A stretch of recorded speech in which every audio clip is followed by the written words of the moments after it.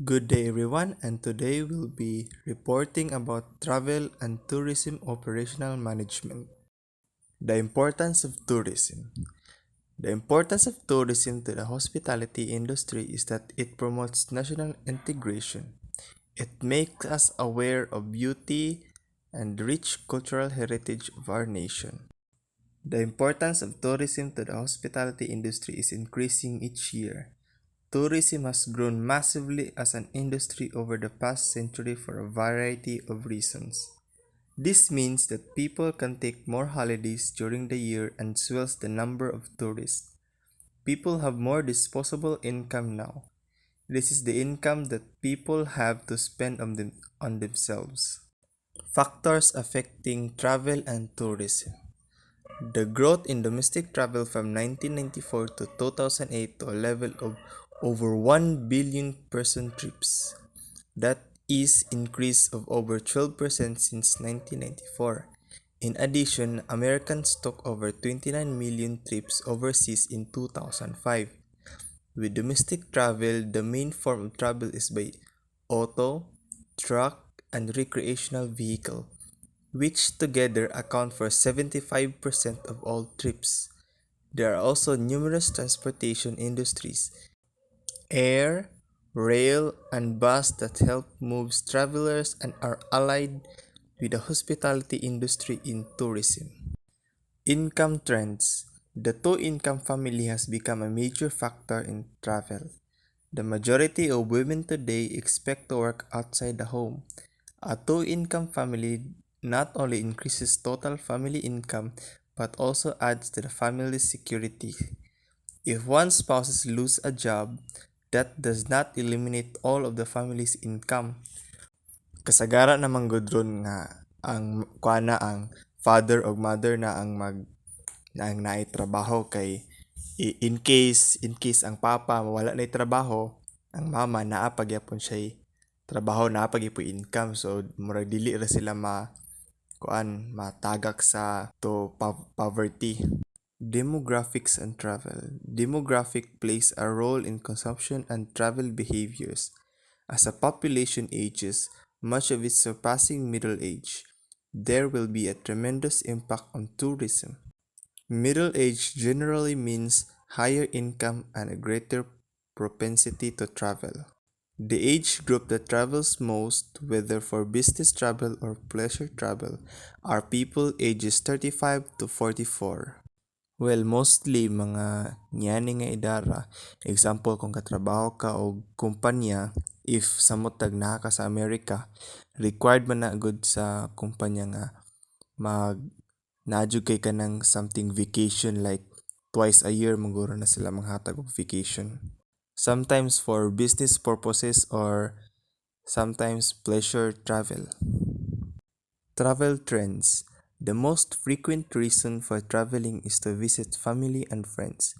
Other pleasure travel for outdoor recreation and entertainment is just behind that. Since today we are facing the COVID pandemic, the travel industry is affected. Pleasure travel has gotten very low. The government is trying to minimize traveling to avoid the spread of this virus. Tungod sa sitwasyon gid karon na affected gid ang travel industry kay tungod wala na kay tao mo travel, din wala na kay mo gamit sa mga transportation like public bus or cruise ship. Sa Global Hospitality Note 13.2, try kog pangita nga about sa current nato nga event, pero murag wala pa may updated, so diri na lang ko magkuha sa module. So, the hospitality and tourism industry is facing difficulties and implication, and it happened at the beginning of the 21st century, exactly on September 11, 2001. The attitudes and behaviors of Americans went change because of the events of that day that continued to hunt and frighten them. It cannot be eradicated from the American people and remain indelible.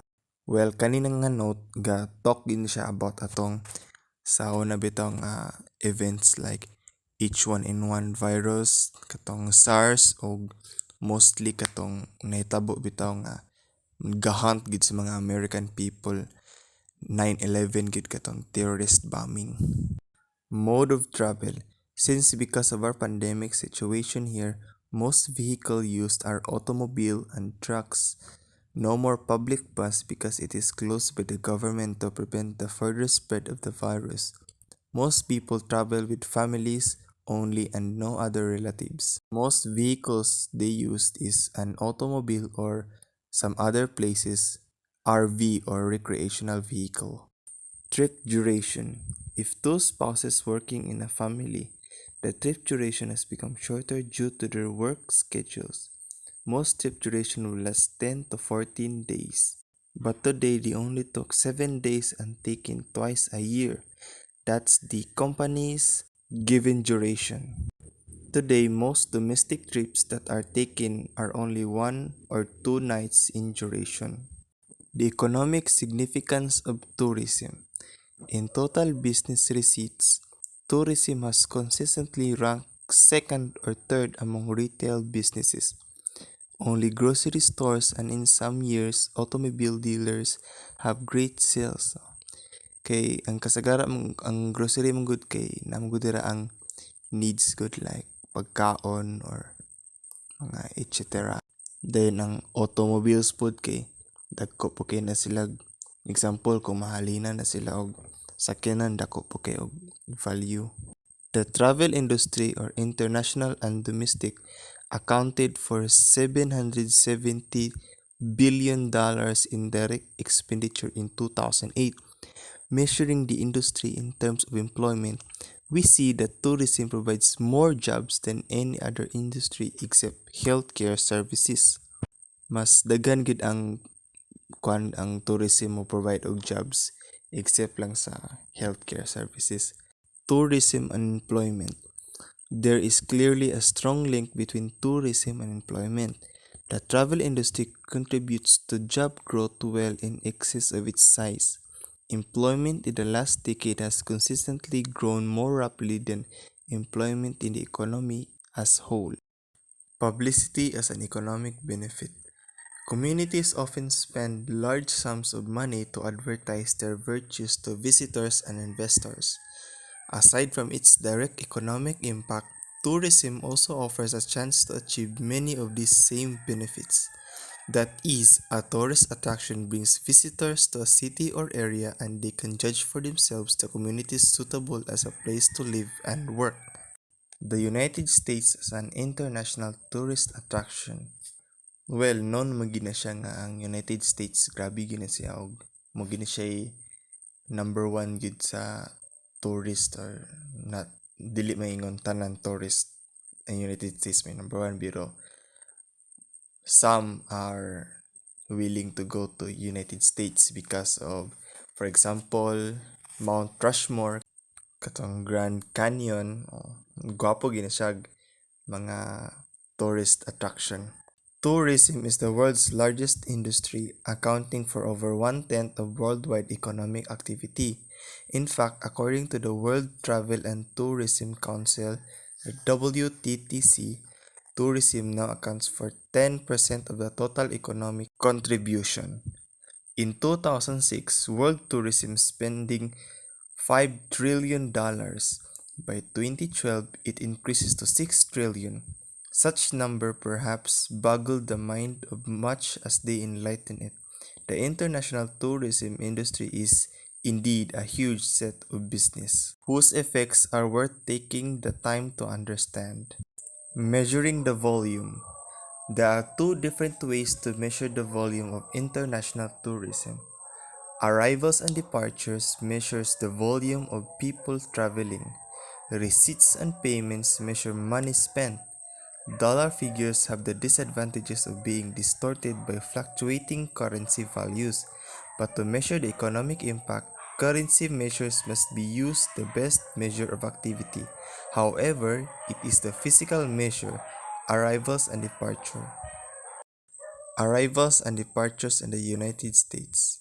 Total arrivals to the United States show some interesting fluctuations. They dropped between 2000 and 2003, then rose again through 2005. The reason for this because of the two things.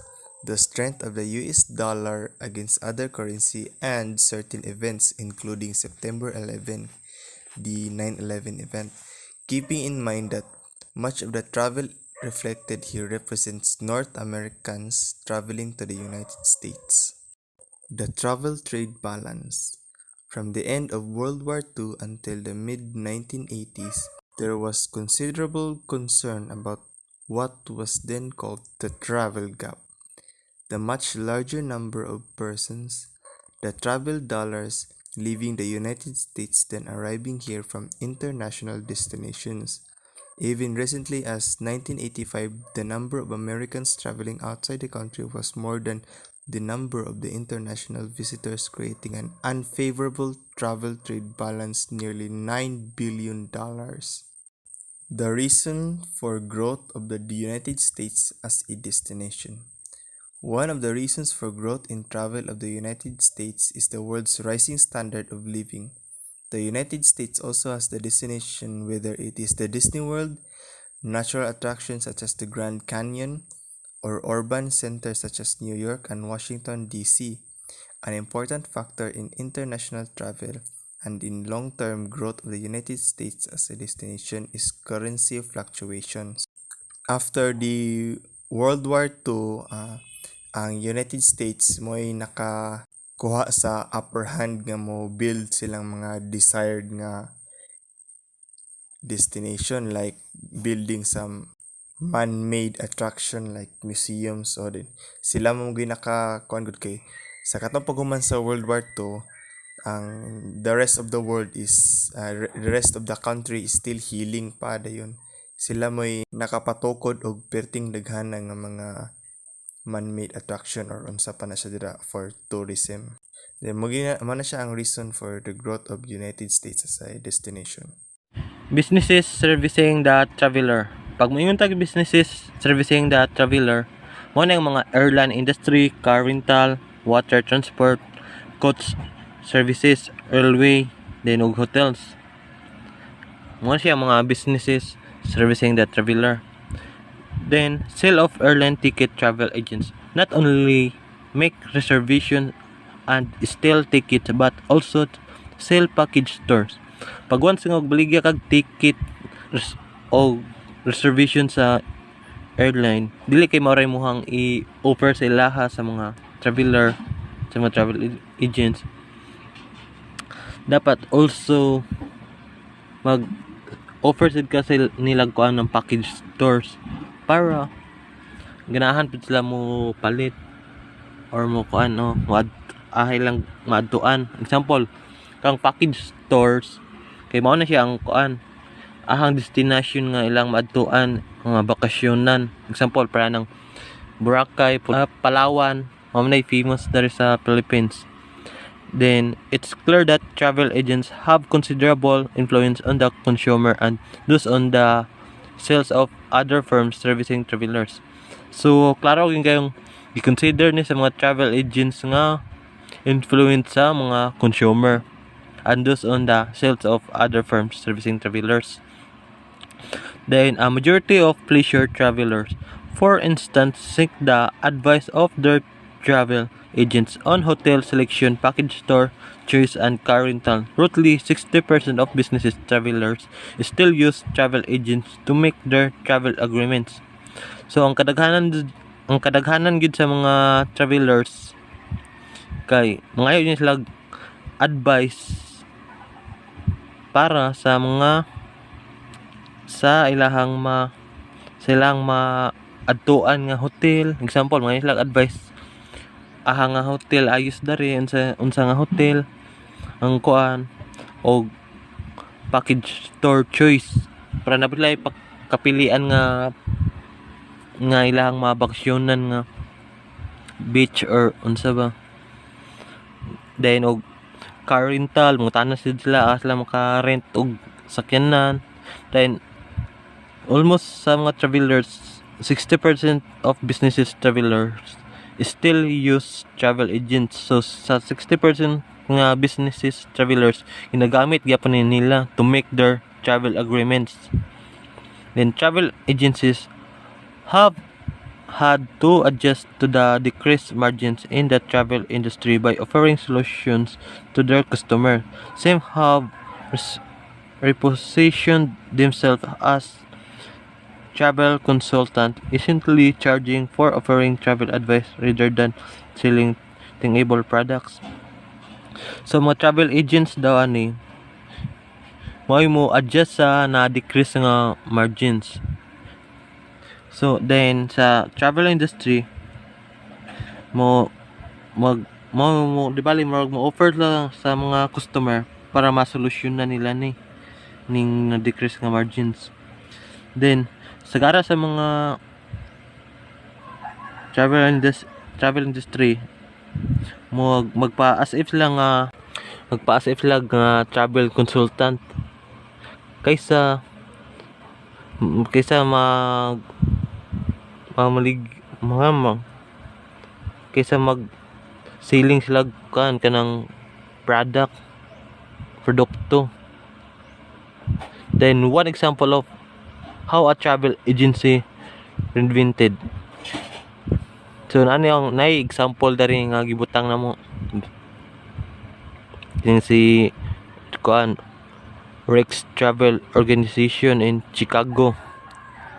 Kini si Rex Fritzy, mo siya ang owner sa company sa di ba mo siya ang veteran sa larangan ng travel industry. Dayon sa travel wholesalers and tour brokers. Pag moingon tag wholesalers, mo siya mo provide retail travel agents with brochure travel package, usually offering transport and accommodation and activities. Pag moingon tag a brokers can also refer to the role of a firm when it acts as a agent for a customer and charges the customer a commission for its services. Kining brokers mo siyang who also acts as a seller or as a buyer becomes a principal party to the deal. Then represent another segment of the industry. Brokers and wholesalers arrange to purchase space and services from all of the firms that serve travelers, carriers, hotels, restaurants, and attraction. Then they sell the services of these firms to the consumer, generally through retail travel agents, in return for a commission on those sales. Travel wholesalers such as American Express often retail their own tours, but they also work with the retail travel agencies that sell the tour packages to customers in their local markets. Carriers such as airlines and bus and rail operators also have their own tour operation and act as wholesalers of package tour wholesalers purchase services at deep discount. Diba limar siya kumakatawan sa segment of the industriya sa broker and wholesaler agreement.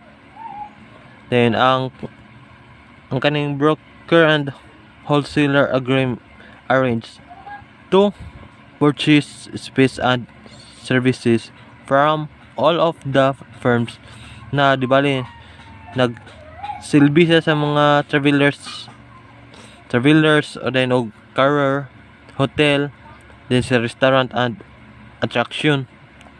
Pagkahuman di bali ibaligya nila ang mga serbisyo nila ibaligya nila ang mga serbisyo ng mga firm sa mga consumer para sa mga ngay kalahatan dayon sa nga pamagitan sa mga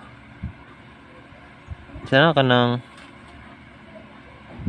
ang baga sa mga ahinti sa mga kanang travelers. They make their package attractive by offering a retail price that is still significantly less than the cost of all the package elements if the travelers purchase them separately.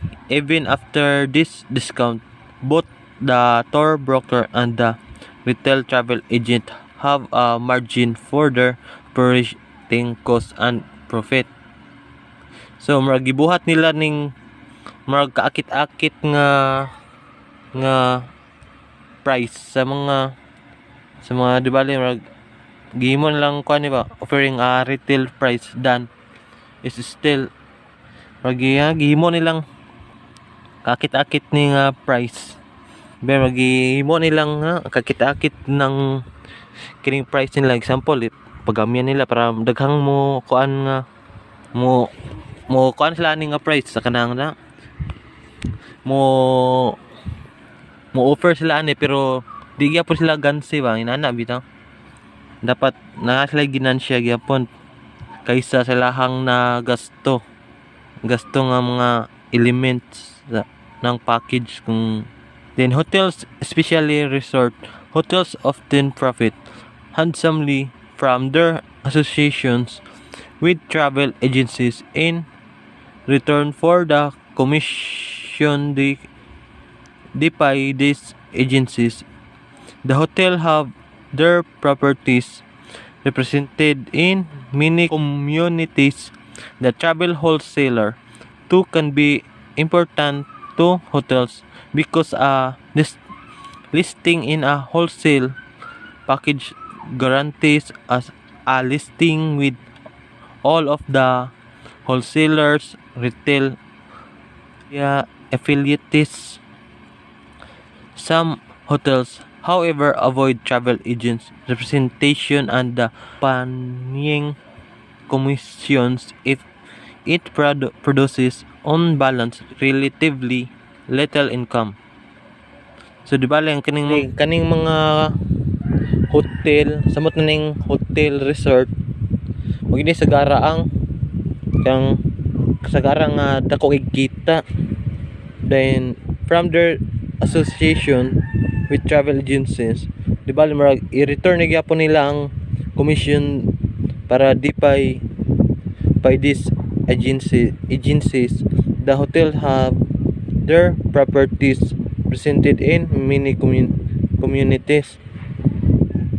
Then ang kaning mga travel wholesaler marag masyadong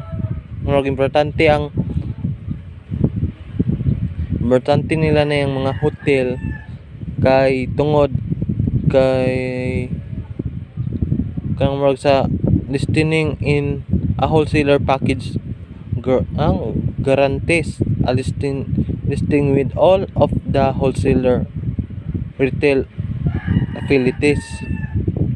Dayon sa reservation networks.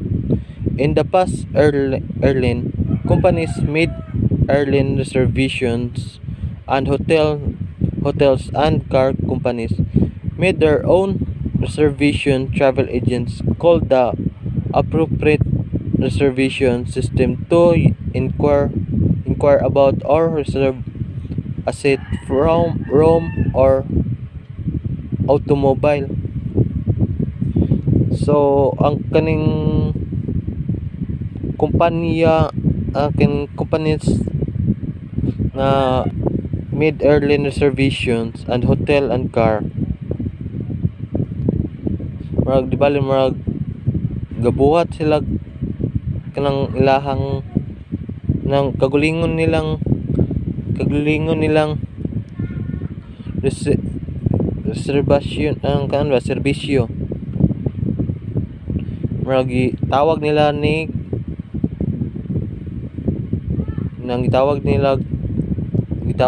travel agent gitawag sa mga travel agents call the appropriate distribution system to inquire about or reserve a seat, room, or automobile.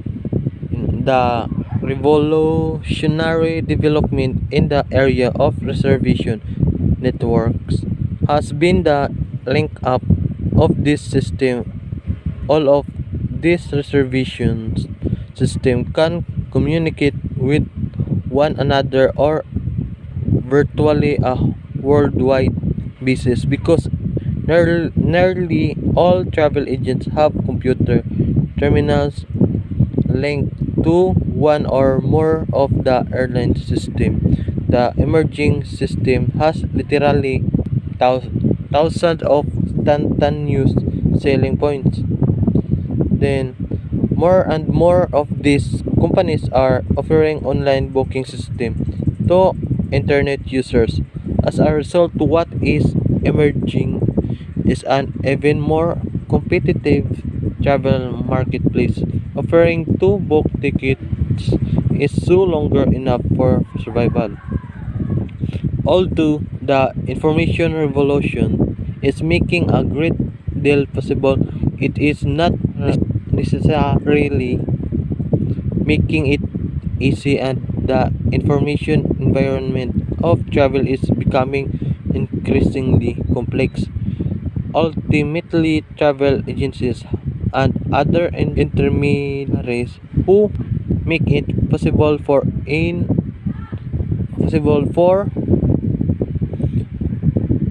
the consumer to choose intelligently from the many options now available will survive those who simple book tickets. As we will see, however, tourism has other impacts, both unfavorable, uncertain, non-economic effects. So crowding. A successful tourist attraction may in effect self-destruct from its own success. One of the major potential problems of tourism is crowding. So many people want to see the attraction that its own success destroy its charm. Many students can probably think of one of their own personal experiences that could support this. At successful theme parks, this problem is addressed by designing places where guests will be waiting in line as staging areas, with interesting views and even live or mechanized. So mechanized, so it means mga devices, mga machines nga mo entertainment to distract the visitors.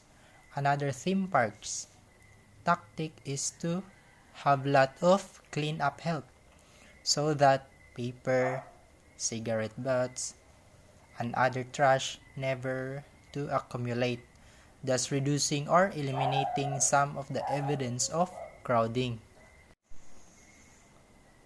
Front and center. Along with crowding, tourism can result in noise, odors, and pollution. A special form of crowding is the traffic jam. In many areas, tourist traffic has increased, but the local infrastructure, roads, bridges, and airports, for instance, has not kept up. The result is traffic overload, causing delays, and in some cases, accidents and injuries as well. The traffic jam is equally annoying to visitors and local inhabitants. This is an especially serious problem in the developing world, where infrastructure was not highly developed in the first place.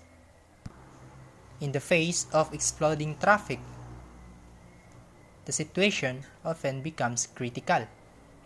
Surprisingly, people who live in tourist attraction area may have mixed or hostile feelings about further development because of their concern for privacy, the environment, or just their ability to get safely to and from home crowded highways. This can be contribute to love-hate relationship can often exist between tourists and locals. Favorable non-economic effects. Not all non-economic effects, however, are necessarily unfavorable. Successful tourist destination can often fuel local pride. Some tourist events, such as festivals and fairs, may even be staged to celebrate some aspect of the local culture. Agricultural fairs, for instance, which draw thousands and sometimes hundreds of thousands of visitors, celebrate a region's agricultural heritage and its favored crops as well as provide important educational activities, such as 4 hours meeting and contest. In other cases, a local tradition may be observed in a Portuguese community. It may be a blessings of the fishing fleet in an area where many of German descent live. It could be Oktoberfest. In these cases, adults are reminded of their background, and the young see their heritage dramatized as visitors come to admire it. Volunteerism or voluntarism. Education and social status have long been motivations for travel, as have leisure and sightseeing. Since the latter part of the 20th century, tourists have begun to search for new and different forms of travel, other than mass travel. Along with backpacking, adventure tourism, and ecotourism, volunteer tourism, commonly referred to now as volunteerism, has emerged as a popular type of alternative tourism. Volunteerism is often identified with international volunteering, social work, and conservation corps work.